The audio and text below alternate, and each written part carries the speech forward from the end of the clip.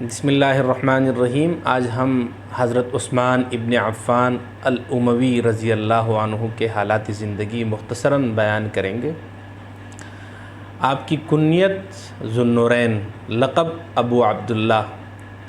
ولادت ہجرت سے 47 سال پہلے اور عیسوی کیلنڈر کے حساب سے آپ 576 میں آپ کی ولادت ہوئی اور 656 میں آپ کی وفات ہوئی۔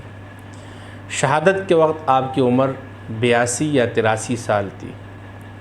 رسول اللہ صلی اللہ علیہ وسلم پر ایمان لانے والوں میں آپ کا چوتھا نمبر ہے اور مسلمانوں کے تیسرے خلیفہ اور عشرہ مبشرہ میں سے بھی آپ کا تیسرا نمبر ہے۔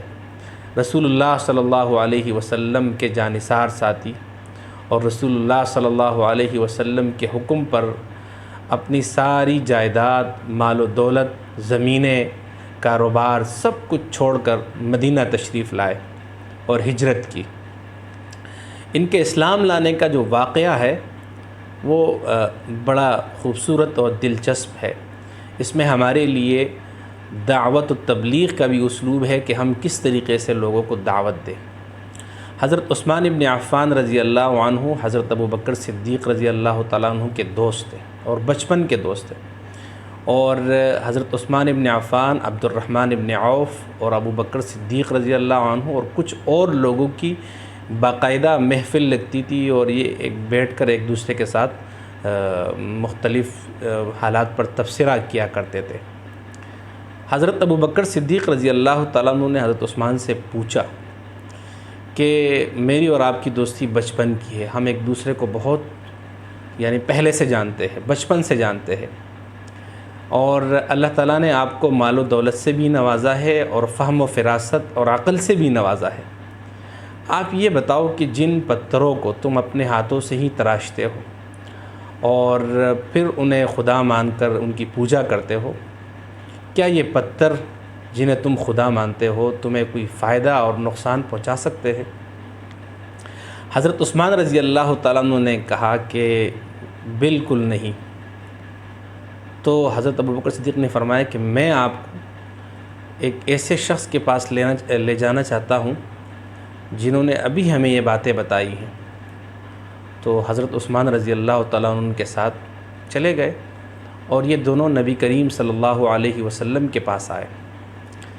جناب رسالت مآب صلی اللہ علیہ وسلم نے حضرت عثمان سے پوچھا کہ جنت نہیں جانا چاہتے عثمان؟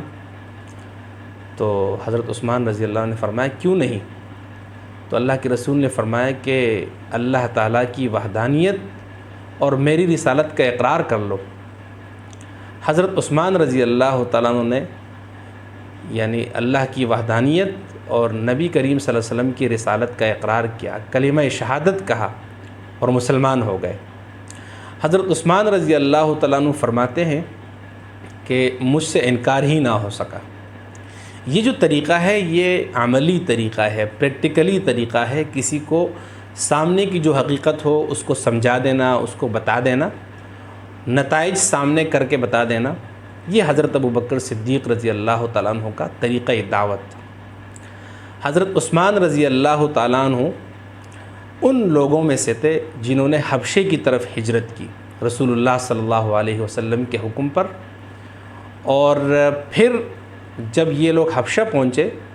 تو وہاں انہیں معلوم ہوا، یہ ایک افواہ آئی کہ مکے کے سارے لوگ مسلمان ہو چکے، قریش سارے مسلمان ہو چکے، تو یہ لوگ حبشہ سے واپس مکہ مکرمہ تشریف لائے۔ یہاں آ کر معلوم ہوا کہ یہ جھوٹی افواہ تھی، تو پھر کچھ لوگ واپس حبشہ چلے گئے اور کچھ مکے میں ہی دوبارہ رہنے لگے۔ حضرت عثمان ابن عفان رضی اللہ تعالیٰ عنہ بھی مکے میں رہنے لگے، یہاں تک کہ رسول اللہ صلی اللہ علیہ وسلم کو مدینہ کی طرف ہجرت کا حکم ہوا،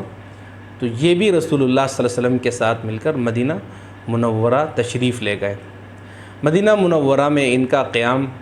حضرت حسان ابن ثابت رضی اللہ تعالیٰ عنہ کے بھائی وہ اوس ابن ثابت کے ہاں ہوا، اور رسول اللہ صلی اللہ علیہ وسلم نے جو بھائی چارگی اور مواخات کی ایک رسم وہاں کی تھی، تو اس میں ان کی مواخات وہ اوس ابن ثابت کے ساتھ ہوئی، اور صفر سے انہوں نے مدینہ میں کاروبار شروع کیا۔ اللہ رب العزت نے بہت نوازا، اتنا نوازا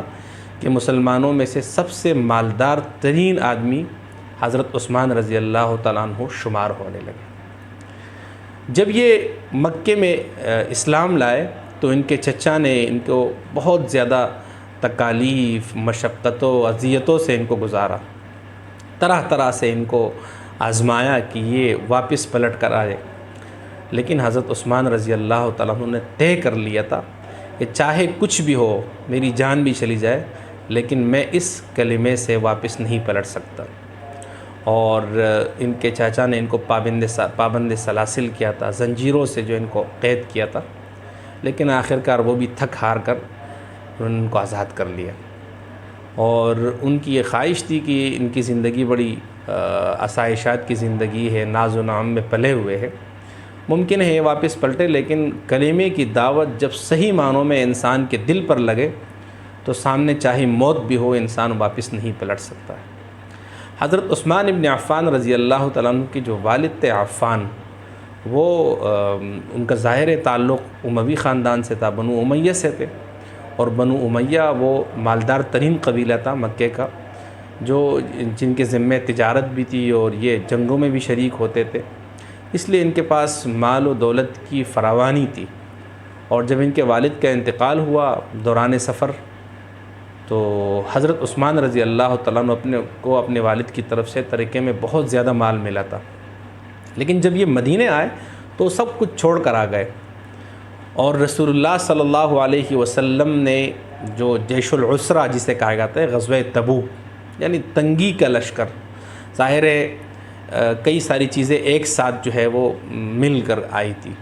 ایک تو گرمی کا موسم تھا، دوسرا یہ تھا کہ فصلیں تیار تھی کھجور کی،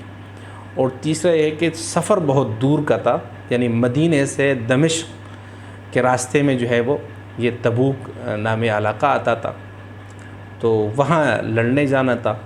رسول اللہ صلی اللہ علیہ وسلم نے تمام صحابہ سے کہا کہ اس لشکر کی تیاری کرنی ہے اور ہر آدمی اپنی استطاعت کے مطابق جو ہے حصہ ملاتے جائے۔ حضرت ابو بکر صدیق رضی اللہ تعالیٰ عنہ نے بہت زیادہ جو ہے وہ رقم پیش کی، حضرت عمر رضی اللہ تعالیٰ عنہ نے پیش کی،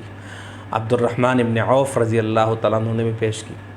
حضرت عثمان رضی اللہ تعالیٰ عنہ ایک مرتبہ 300 اونٹ لائے مع ساز و سامان کے، اور اللہ کے راستے میں انہوں نے دے دیے، اور پھر اپنے گھر تشریف لے گئے، اور 1000 دینار لائے، 1000 دینار اللہ کے رسول کے سامنے پیش کر دی۔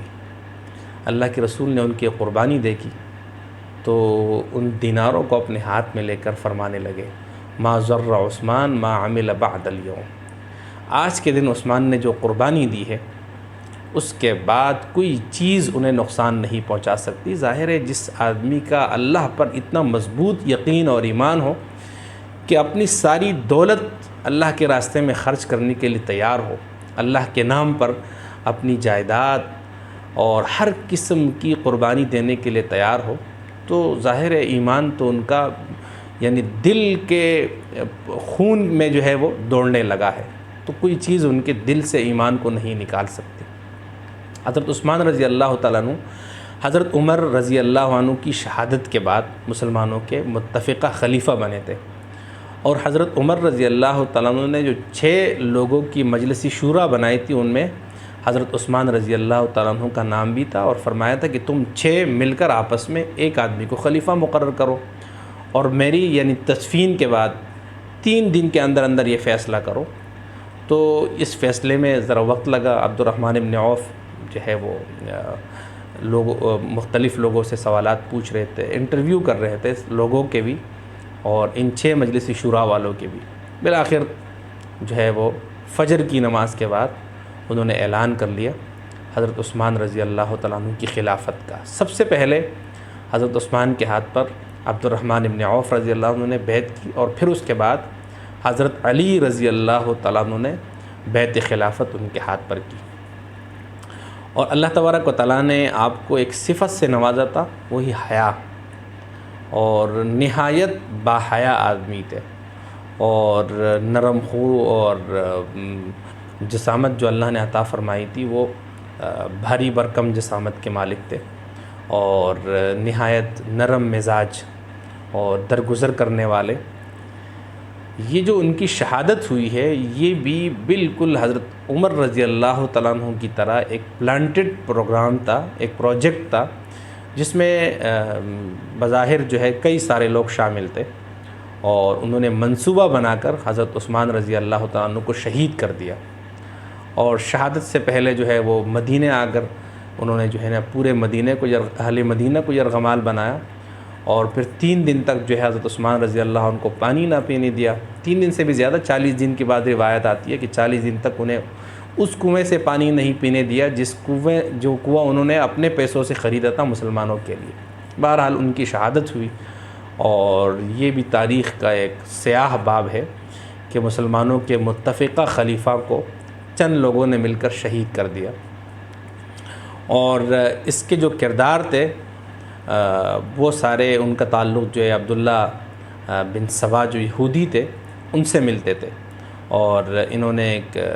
شورش کی، جیسے بغاوت کی، اور مدینہ کے اندر جو ہے قتل و قتال کرتے رہے 3 دن تک، اور پھر حضرت عثمان رضی اللہ تعالیٰ عنہ کو جنت البقیع میں دفن کیا گیا۔ تو یہ ان کی جو ہے حالات زندگی کا ایک مختصراً ہم نے ذکر کیا ہے۔ اللہ تبارک و تعالی ہمیں حضرت عثمان رضی اللہ تعالیٰ عنہ کی طرح سخاوت، حیا اور ایمان کے لیے جو قربانی ہے، اللہ تعالیٰ یہ جذبہ ہمیں بھی نصیب فرمائے۔